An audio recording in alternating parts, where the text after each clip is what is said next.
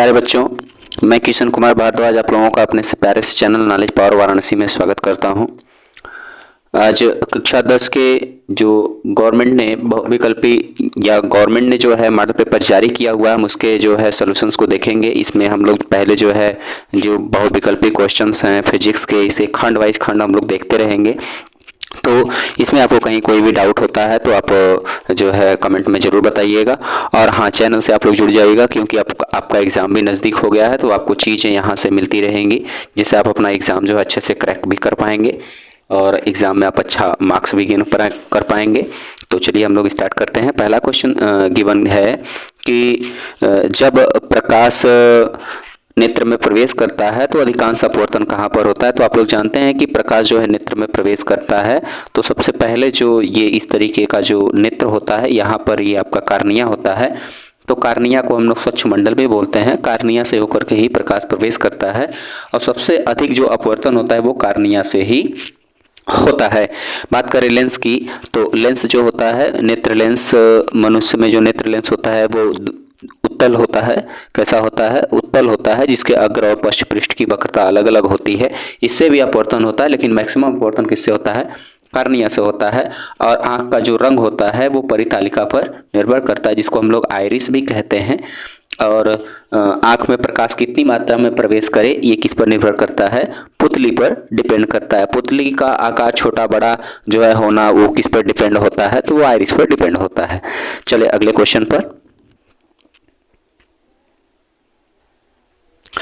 देखिए अगला क्वेश्चन कह रहा है कि कौन वोल्टता को निरूपित करता है। इसमें वोल्टता को निरूपित करने के लिए आप यहाँ पर देखेंगे तो हम लोग जानते हैं एक फार्मूला हम लोग जानते हैं। फार्मूला होता है P इक्वल टू वी आई।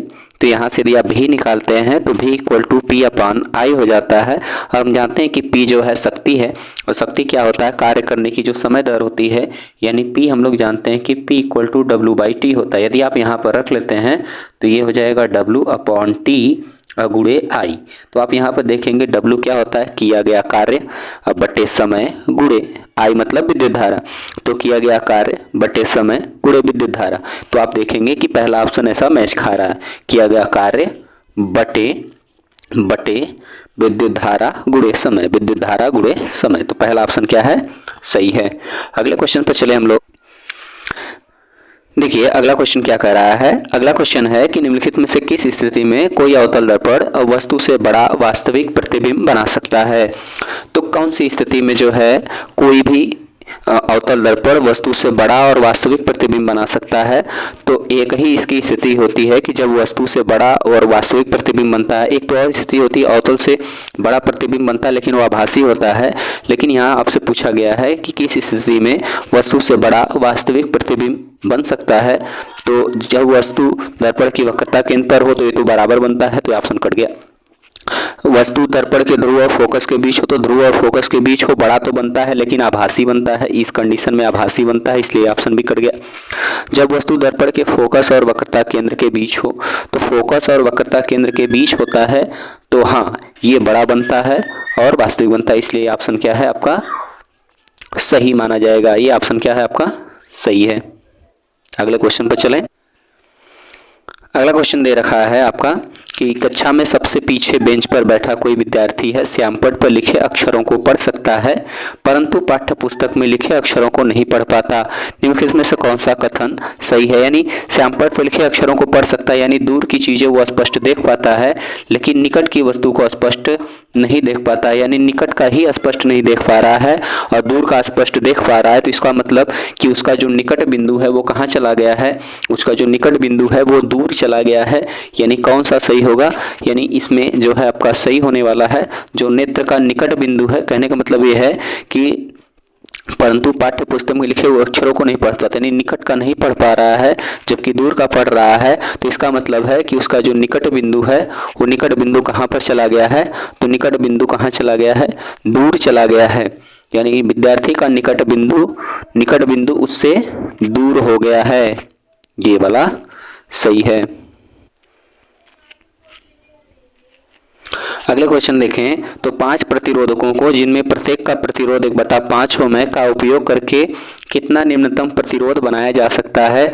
तो न्यूनतम प्रतिरोध कब बनता है, देखिए यदि श्रेणी क्रम की बात करें तो श्रेणी क्रम में हम प्रतिरोधों को क्या करते हैं, श्रेणी क्रम में हम प्रतिरोधों को बात करें, श्रेणी क्रम में हम प्रतिरोधों को डायरेक्टली जोड़ते हैं, सीधा सीधा जोड़ते हैं, तो इसलिए लोड रेजिस्टेंस का मान क्या हो जाता है, इंक्रीज कर जाता है। जबकि समांतर क्रम में बात करें तो समांतर क्रम में क्या होता है कि लोड रेजिस्टेंस रिवर्स लिया जाता है, इसलिए लोड रेजिस्टेंस का मान क्या हो जाता है, कम हो जाता है। यानी न्यूनतम करने के लिए हमको समांतर क्रम में जोड़ना पड़ेगा। और यदि समांतर क्रम में जोड़ते हैं तो किस तरीके से जोड़ेंगे, देखिए 1/R बराबर 1/R1 की वैल्यू यही कह रहा है कि 5 प्रतिरोधक 1/5, तो देखिए 1/5, फिर इस तरह से 1/5, फिर इस तरह से 1/5, फिर इस तरह से 1/5, 4 हुआ, एक और ले लेते हैं 1/5। आप देखेंगे 5 ऊपर चला जाएगा तो ये हो जाएगा 5 धन 5 धन 5 धन 5, ये आपका पाँचों जुड़ करके आ जाएगा 25, ये 1/R आएगा। लेकिन जब इधर से आप R निकालेंगे तो ये वैल्यू पलट करके 1/25 ओम आ जाती है, तो इसलिए इसका आंसर क्या सही होगा, 1/25 ओम। ठीक है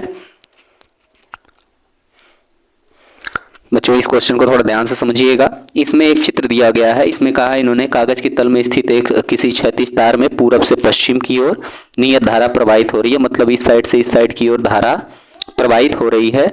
तो कह रहे हैं कि चुंबकीय क्षेत्र की दिशा उत्तर से दक्षिण की ओर उस बिंदु पर होगी जो, यानी उत्तर से दक्षिण की ओर ये बात कर रहे हैं। तो आप इसमें नियम जब अप्लाई करेंगे तो दाएं हाथ के अंगूठे का नियम, और अंगूठा का नियम क्या कहता है कि दाएं हाथ के अंगूठे को आप धारा की दिशा में फैलाते हैं जो, और समस्त अंगुलियां क्या करते हैं, उस बिंदु की ओर इंडिकेट करते हैं जिधर चुंबकीय क्षेत्र की दिशा आपको बतानी होती है।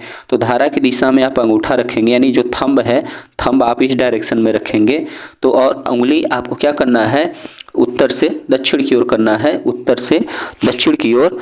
तो ये कह रहा है कि उत्तर से दक्षिण की ओर अंगूठा आप इस तरीके से कर लेते हैं, अंगूठा आप ये इस साइड में यदि कर लेते हैं तो उंगली आपकी इस साइड को आएगी। आप देखेंगे तो यहाँ पर आपका जो राउंड होगा वो इस तरीके से जब राउंड होता है तो आप देखेंगे चुंबकीय क्षेत्र होगा क्या, चुंबकीय क्षेत्र इधर ऊपर होगा, इधर नीचे आएगा। तो बच्चों इसमें हम लोग देख लेते हैं किस तरीके से, ये थोड़ा सा आपका फिगर जो है ये मिस्टेक बन गया है, इसको जरा हम फिर से देख लेते हैं। तो यहाँ पर आप इसको देखेंगे तो उंगली आप, अंगूठा जो है आपका इस डायरेक्शन में होगा। तो आप जब यहाँ पर एक लूप बनाते हैं इस तरीके से तो आप देखेंगे कि अंगूठा आप इस डायरेक्शन में करते हैं तो आपकी उंगली नीचे की ओर यानी इस साइड की ओर फैलेगी, इस साइड की ओर फैलेगी तो देखेंगे ये ऊपर की ओर जाता है, इधर से ये ऊपर की ओर निकलेगा, और इधर से ये जो है ऊपर की ओर, साउथ साइड से ऊपर की ओर निकलता है और नॉर्थ साइड पर नीचे की ओर डिप करता है। तो चुंबकीय क्षेत्र की दिशा उत्तर से दक्षिण की ओर आपसे पूछा हुआ है, तो उत्तर से दक्षिण की ओर उस बिंदु पर होगी। तो उत्तर से दक्षिण की ओर आपसे तो इसको आप देखेंगे तो उत्तर से दक्षिण की ओर जो होती है ये तार के ठीक नीचे होती है, तार के ठीक नीचे। इसका तो उत्तर कौन सा सही हो जाएगा, तार के ठीक नीचे। ओके बच्चों, इस तरीके से आपका 6 क्वेश्चन जो है मॉडल पेपर गवर्नमेंट ने जो सर्कुलेट किया था उसके 6 क्वेश्चंस हो गए। आगे भी आपको क्वेश्चंस मिलेंगे, बहुविकल्पी एनसीईआरटी के जितने भी प्रश्न है वो मैं आपको प्रोवाइड करूंगा। चैनल से आप लोग जुड़ जाइएगा और भी साथियों को आप अपने जो है जोड़ दीजिएगा चैनल से। ओके।